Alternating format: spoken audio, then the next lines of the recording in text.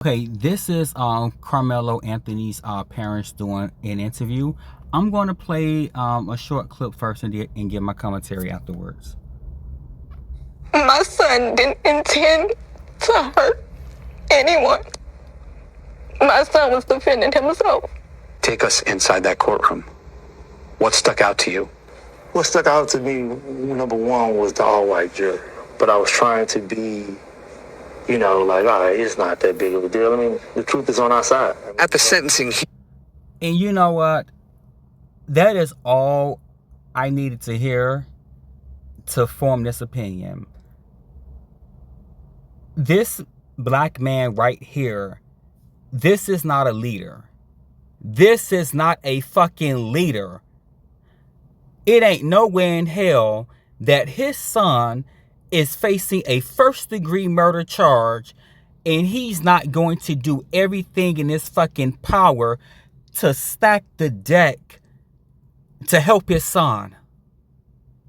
So he knew that something was off about the fucking all-white jury. But yet he still allowed the fucking cracker who they hired, the lawyer, since he said everybody kept saying get a white lawyer, he did that. But at some point, he got to say, hey, something about this doesn't make any sense. There's an all-white jury looking at the race relations in America. We need to have some black jurors. Just in case these white people, they want to vote a certain way, we can have some black jurors that understand what it means that when black people say, hey, you put your hands on me, I'm gonna fuck you up, I'm gonna beat your ass. Black people, we do this, we say this shit all the time, and we understand, hey, it's a threat, it's a warning, whatever. If you continue fucking with me, this is going to be the consequence of it. Black and white people, it's a different culture. We see things completely different. This stupid ass black man, he moved his family into this cracker neighborhood. He had his children going to these cracker ass schools thinking he's giving his kids a better life, only for his son to be in prison for 35 fucking years. 17 and a half got to be served mandatory. And that's if the parole board even give him fucking probation.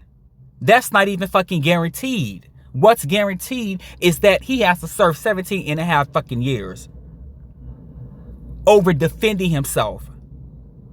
And this stupid ass black man is saying he knew something was off about this, but he went along with it anyway.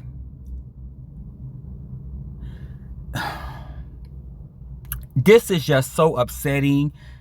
It's infuriating that a parent is supposed to protect and guide their children.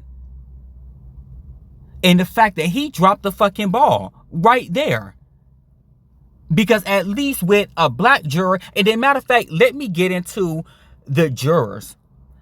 There was 3 black jurors that they disqualified themselves, talking about, and I'm assuming it's a man because he said he can't send a brother to prison. And I guess the other 2 were probably women, were saying that, hey, they can't send a child to prison that looked like their children.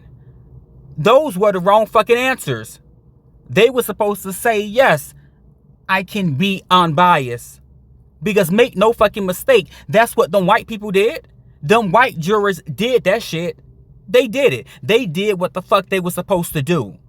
At least having a black juror, like I said, who understand how we say things.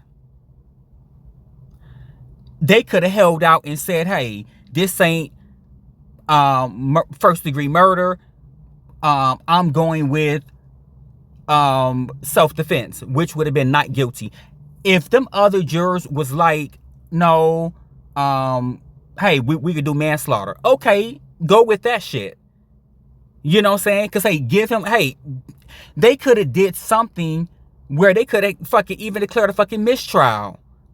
All it took was one black juror to hold out, if it was a black juror, to hold out and declare a fucking mistrial and do the shit over again.